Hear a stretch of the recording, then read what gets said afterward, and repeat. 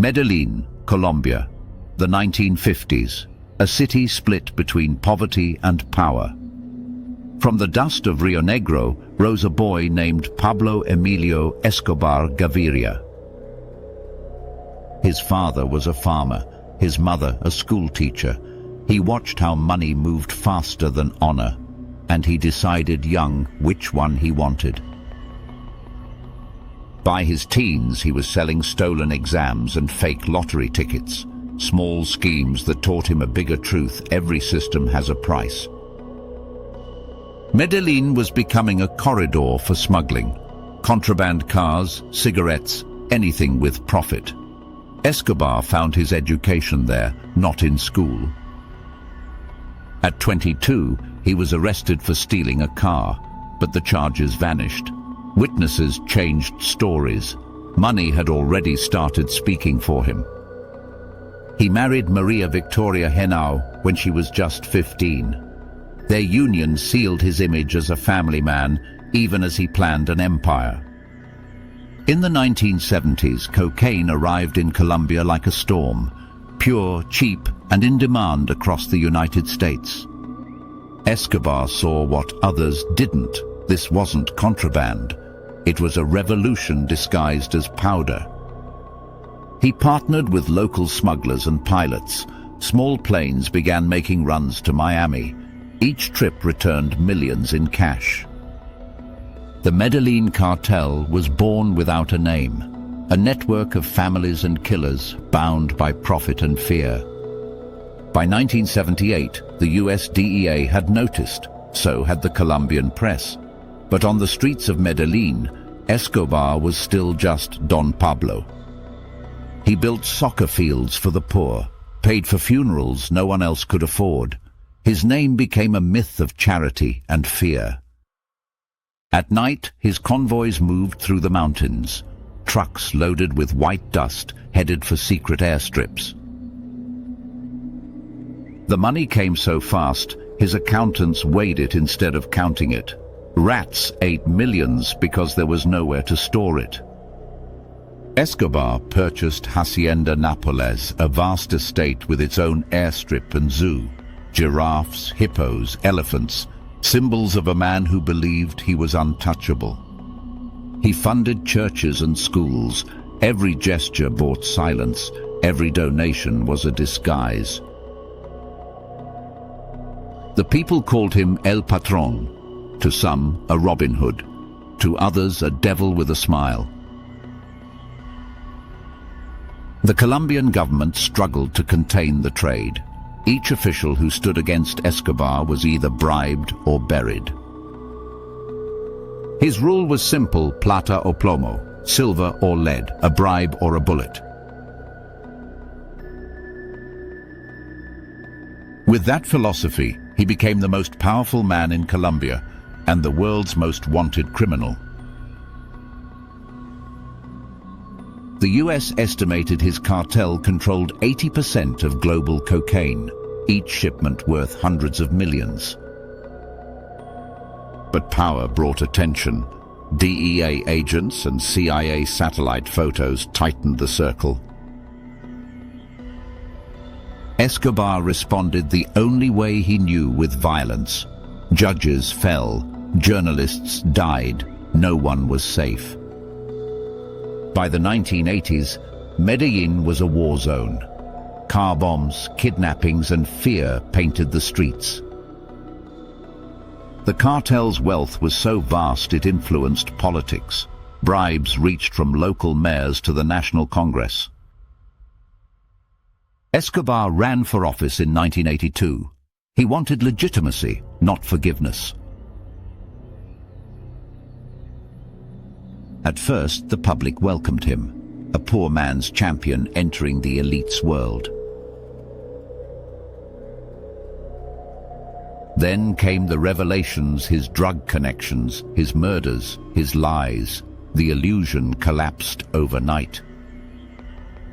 Expelled from politics, he vowed revenge against the press, the state, and anyone who betrayed him.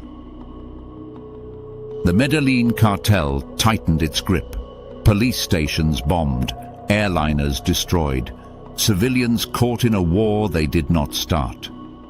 Escobar's fortune was valued at $30 billion, adjusted for inflation, one of the richest men in history.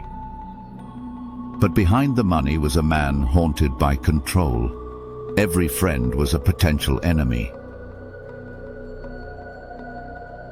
He built his own prison, La Catedral, to negotiate his surrender, a fortress disguised as punishment. From inside, he continued to rule. Guards took orders from him. Visitors came and went freely. The government called it peace. The people called it madness.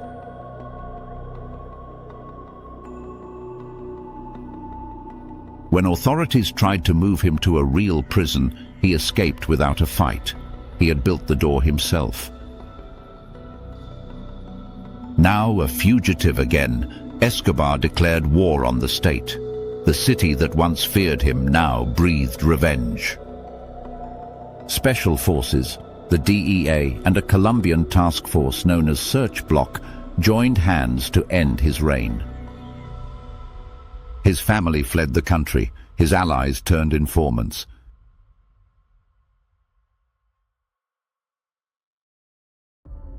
Every day brought a new raid, a new death, a new rumor. Yet his voice still echoed through Medellin's alleys.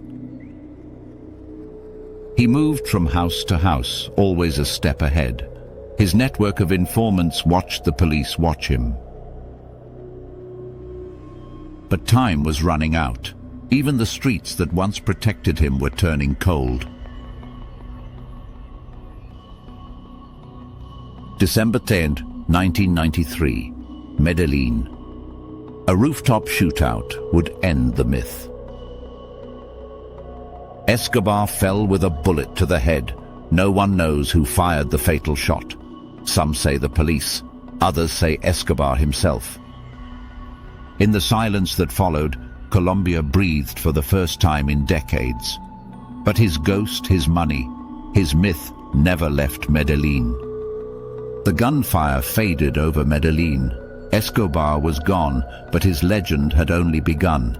To understand how it happened, you have to go back to when power was just an idea. Colombia, 1974. A nation divided by wealth, ruled by corruption. In the barrios, opportunity came wrapped in danger. Escobar learned that loyalty could be purchased faster than education. He gathered a small circle: drivers, smugglers, cousins.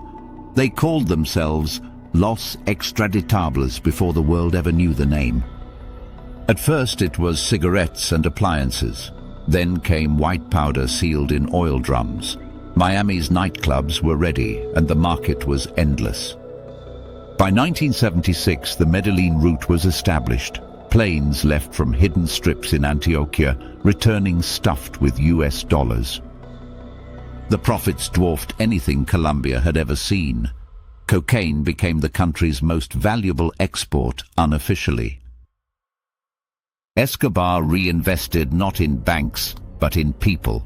He funded houses, schools and clinics across the slums. To the poor, he wasn't a criminal, he was salvation.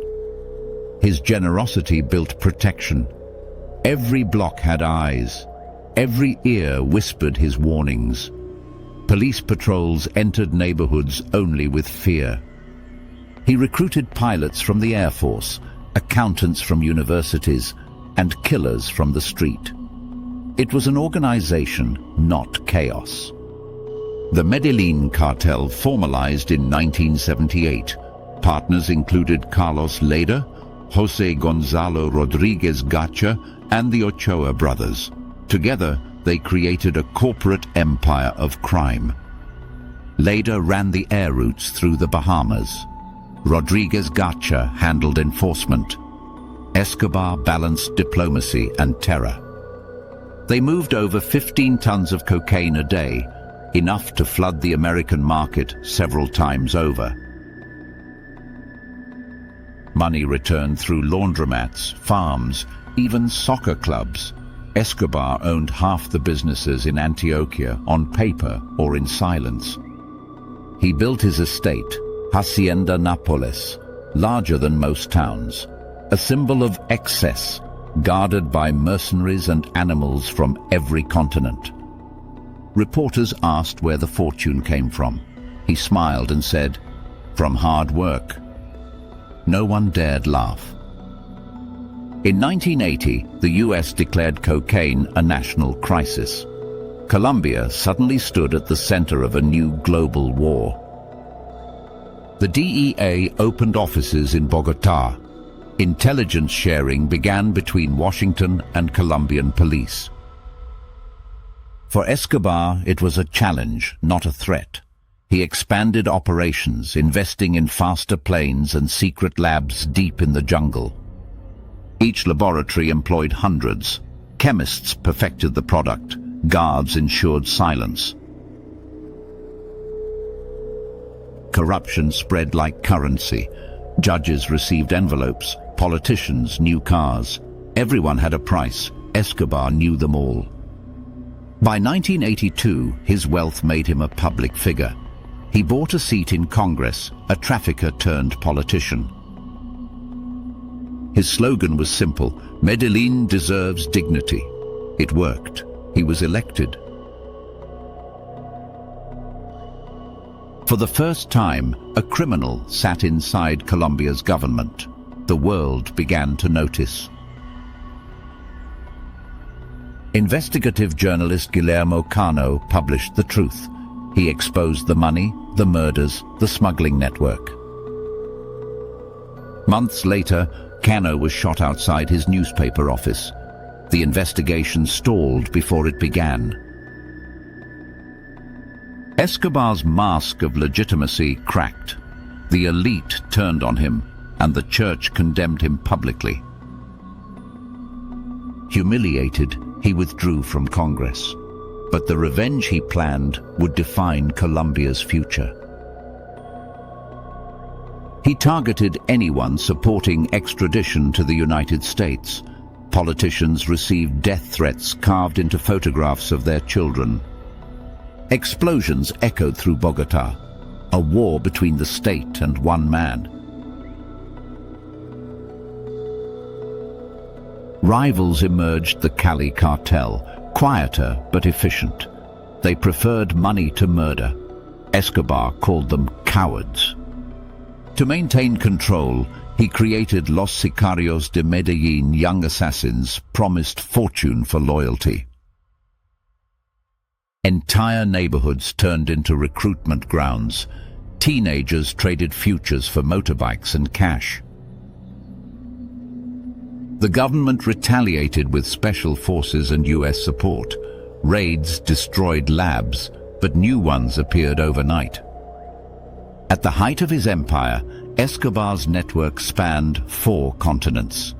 From jungles to Wall Street, his reach was invisible but constant. Planes left daily. Submarines followed the Caribbean currents. Each shipment carried both profit and paranoia. He controlled the product, the price, and the people, but he couldn't control time or ambition. Inside his organization, whispers grew. Some partners questioned his tactics, others feared his temper. The DEA increased pressure through international sanctions. Bank accounts froze. Shell companies collapsed. Escobar's response was escalation. He believed fear was cheaper than diplomacy. Bombings returned. Targets were judges, journalists, and even civilians collateral in a private war. The nation's patience shattered. Citizens marched demanding justice. Graffiti read, "No más Pablo." Inside Hacienda Nápoles, he watched the protests on television. For the first time, he looked nervous.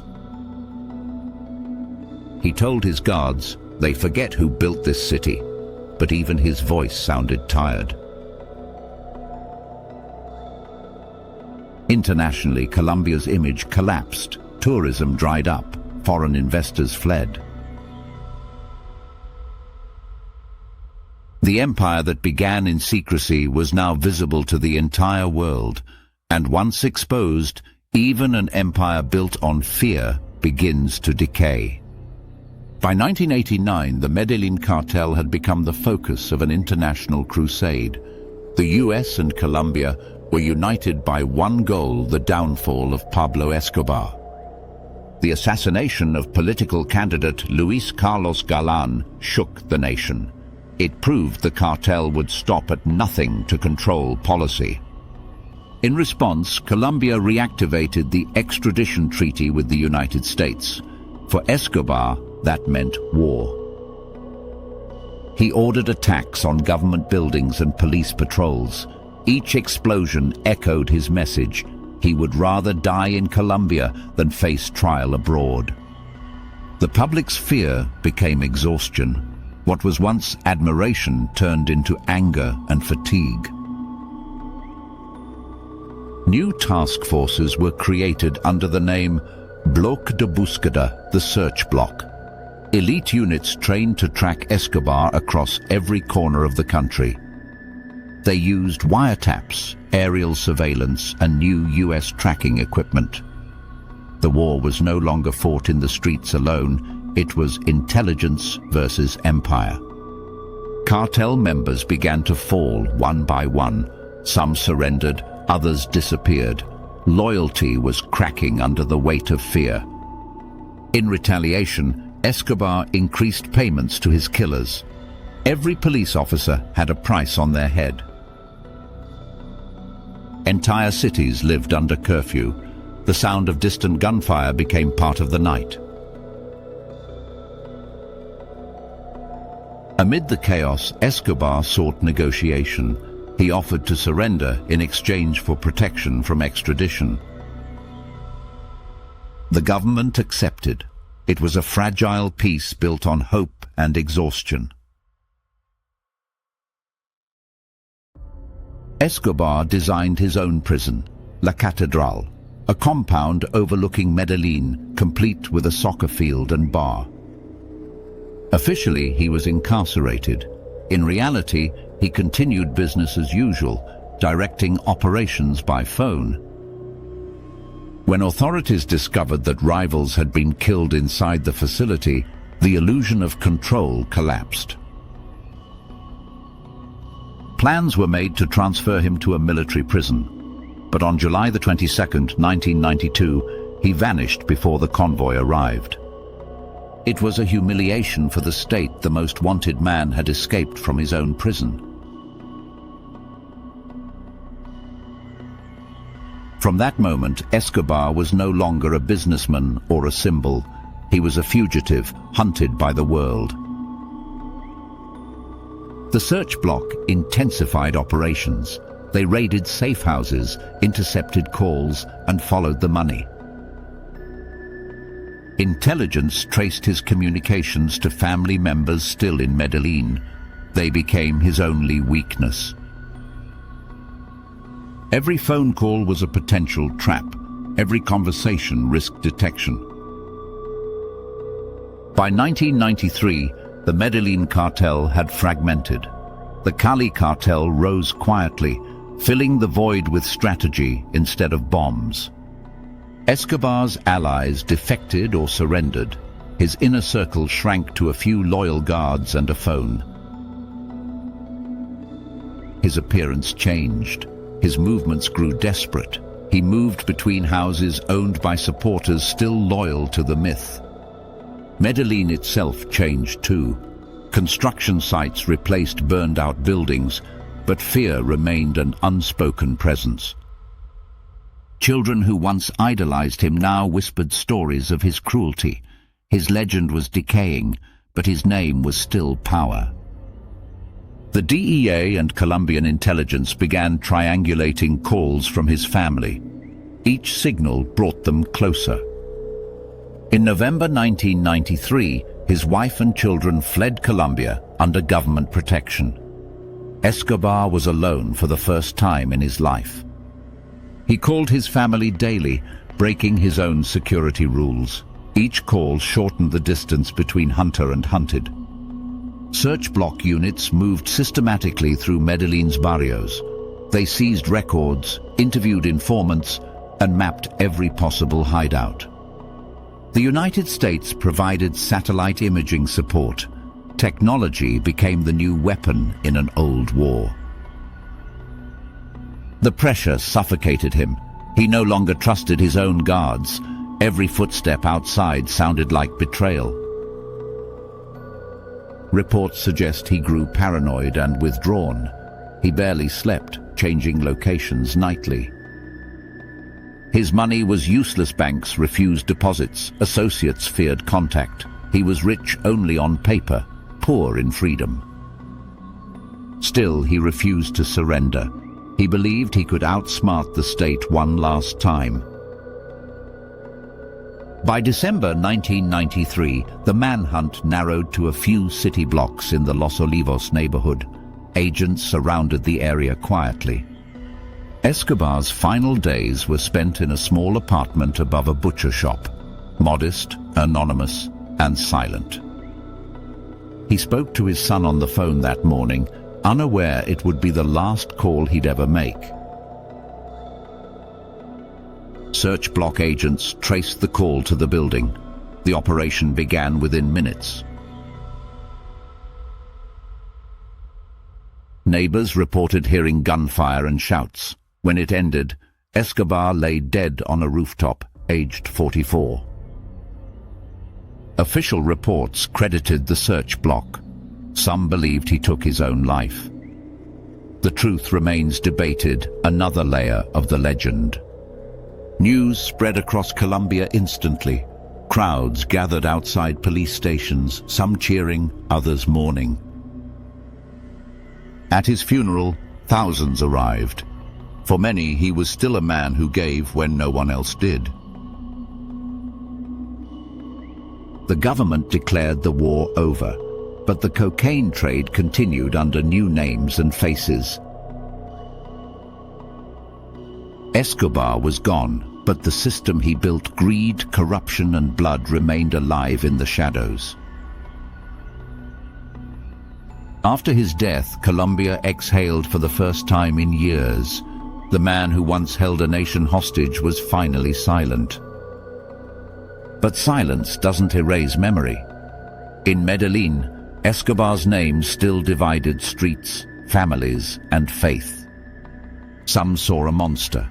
Others whispered that he was a product of the world that created him. His body was buried in Itagüí under a grey Colombian sky. Reporters said even the rain seemed cautious that day. Across the world, headlines celebrated his fall. But beneath the celebration was an uncomfortable question: had anything really changed? The Medellin cartel fractured overnight. Smaller groups rose from its ashes, each carrying a fraction of the old empire's ambition.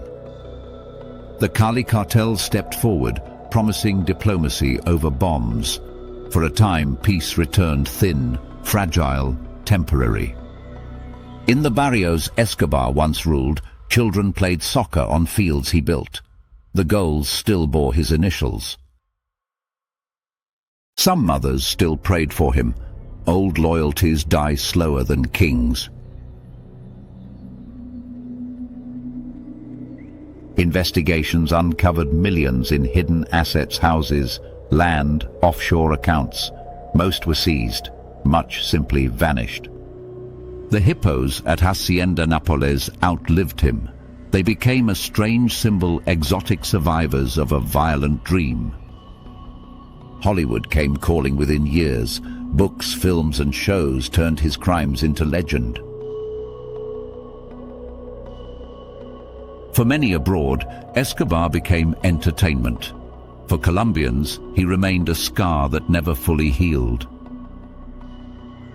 The US hailed the end of the cocaine king, but global drug demand never stopped, it merely changed suppliers. Analysts estimated the trade still moved billions annually. The faces had changed, not the formula. Escobar's family lived in exile for years. They changed names, moved countries, and tried to outrun history. His son, Juan Pablo, later known as Sebastián Marroquín, spoke publicly about the cost of power, a son trying to rewrite a father's legacy.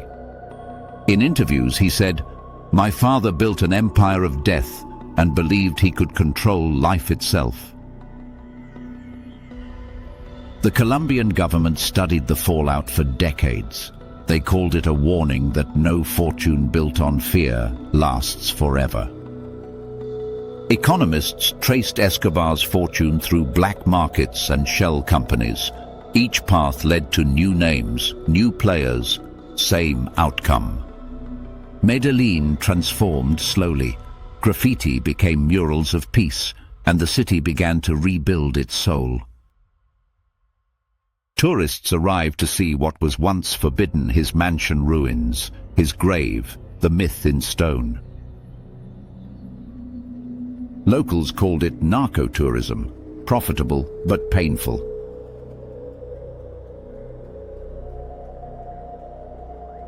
Teachers began telling his story in schools not as legend, but as lesson, to remind children where pride and greed can lead. For historians, Escobar symbolized more than crime. He represented the collision of poverty, opportunity, and corruption. His rise was never just about drugs. It was about a world that rewarded ambition without conscience. Sociologists later called it the Escobar effect, when inequality breeds a hero out of a criminal. Documentaries replayed the footage of his arrest, his death, his empire. Each generation found its own moral in the story. Some saw it as proof that justice wins eventually. Others saw it as evidence that power only changes hands. Escobar's mother lived quietly until her death, still defending her son. She said, "He did what he had to in a cruel world." Psychologists studied his personality, charisma, control, calculation. They called it a perfect storm of intelligence and obsession. In the archives of Bogotá, thousands of documents remain sealed. Inside them, traces of an empire built on human cost. For Colombia, the legacy is complicated. Prosperity grew, but the memory of violence shaped every policy that followed. Internationally, Escobar became a cautionary tale, a reminder that wealth without limits leads only to isolation. His name still trends on the internet, proof that infamy can outlive the man who earned it. Former cartel members have spoken since. Many describe fear, not loyalty, as the glue that held them together. They said he believed he was chosen by fate. That belief became his prison long before any walls were built. Today, Hacienda Nápoles is a family theme park. Children play where once stood a fortress of power. The hippos roam freely, descendants of an empire no one asked for.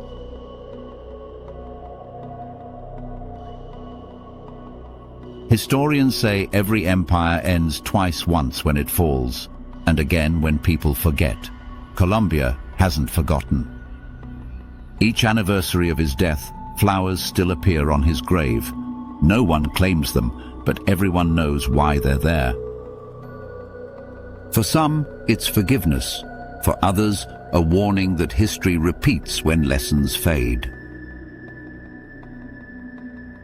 Escobar's story remains a mirror. It reflects the human hunger for control and the emptiness it leaves behind. His empire ended in bullets and silence, but his influence rewrote how nations fight unseen wars. In the end, the devil of Medellin was just a man, born from poverty, fed by greed, remembered by the world he tried to own. And that is the story of power that consumes itself. If you enjoyed this video, make sure to like and subscribe for more.